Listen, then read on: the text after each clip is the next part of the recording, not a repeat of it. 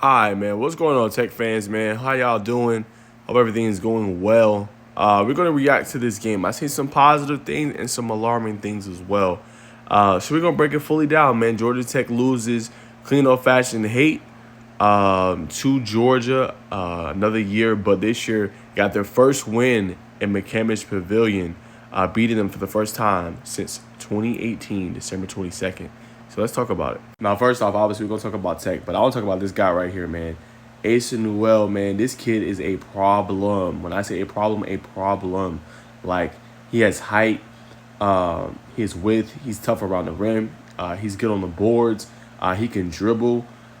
He could pretty much do all the things you need at that spot, man. And I know they got him listed as a guard slash wing, but this kid could practically do everything, man. Had a poster on Bay Ndongo.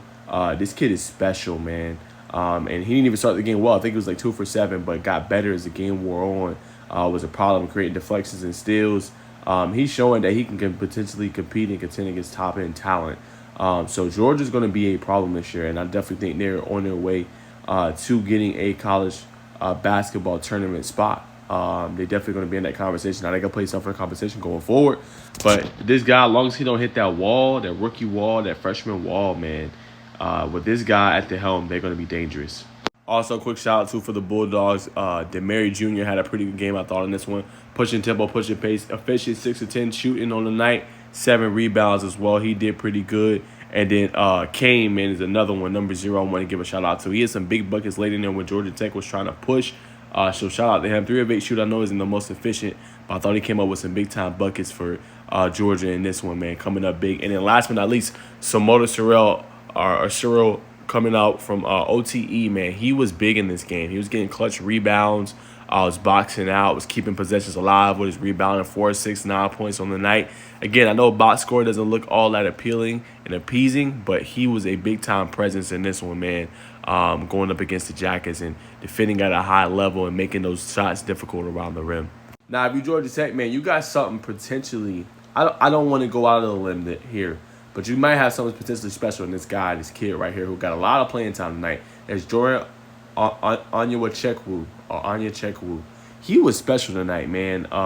Had over 10-plus rebounds in this one. Didn't have the most gaudy number scoring-wise, but he's a guy that just gets you extra possessions, right? And Bay Ndongo was doing that as well in this game. But that's what you need when you look at the team and you look at their ability to score. You know, it was not a great scoring night. We're going to break all that down. But if you have this guy that can stretch the defense, stretch the floor with his shooting ability, and him continue to grow into his own and defend at a higher level, and then potentially what he can bring on the offensive end, which is getting extra rebounds, putting it back up, creating and one opportunities like he was in this game, you feel pretty good. So I thought he had a great contribution tonight and showed some really good signs of what he could become. All right, now breaking down Georgia Tech, right? Now we got to talk about some of the problems, right? Some of the good stuff, obviously, on Checkwu.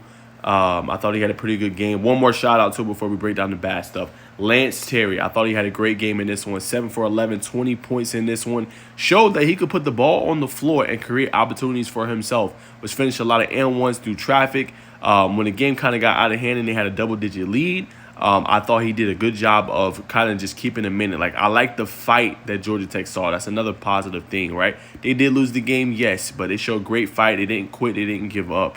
And I thought Lance Terry was great tonight for his performance to continue to battle and fight against, a really good opponent and one that probably is a little bit more talented than you. But I thought he did a really good job tonight. And it's probably going to see way more playing time down the stretch.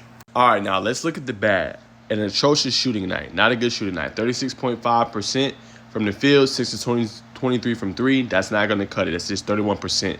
Another thing, free throws got to get better. Now, it wasn't as bad as Georgia, who was 22 of 31, but you were 17 for 22. 5 more points, this game is even more interesting. Got to hit your free throws humbly in this one. Outboarded as well, 40 to 34. In this one, they won the rebounding bout on the defensive side of the ball, 31 to 24. Again, got to be able to be better there because sometimes this Tech team, they'll get stops, but they won't get the rebounds. And obviously, some will say, oh, it's just a bad shooting night for Georgia. But I thought he did a good job throughout most of the game. They had points where they didn't play really good defensively, but throughout most of the game, they played pretty well, and they shot 3 of 18 from 3. So that's another positive thing for Georgia Tech. You showed that you could defend a really good offense or a pretty decent offense that could score at a high level and hold them to that. And they got, they started shooting better towards the end of the game at that 46%. But for the most part, Georgia was struggling. Another key stat in this one, when you look at it and you break it down, right? The points in the paint, 46-28. That was an issue. They was driving and getting to the cup in the second half with ease, right? And that's the problem with Georgia Tech right now. They do not have an elite rim protector, right? Now, the kid Uncheckable is young, but obviously coaches started him over Mutombo and several other bigs for a reason. He believes in what he's seeing in practice and what he's producing on the court, right? But Bay Ndongo is kind of supposed to be that guy for you. He has not been defending at a high level right now. Now, I don't know what his analytics numbers and all that is, but has to definitely be better there when it comes to defending the rim as a team as a whole. I thought the dribble penetration was better in this one, stopping it from allowing it to happen, but I think it was too easy for them in the second half, especially when they pushed, when you had turnovers and they got in transition, getting easy buckets for Georgia. Now, in terms of players, offensively, now this could be an aberration, but offensively, I did not like what I saw. I felt like the first 3 games, Georgia Tech did a great job of sharing the basketball, moving it around, everybody getting a touch, finding the best shot.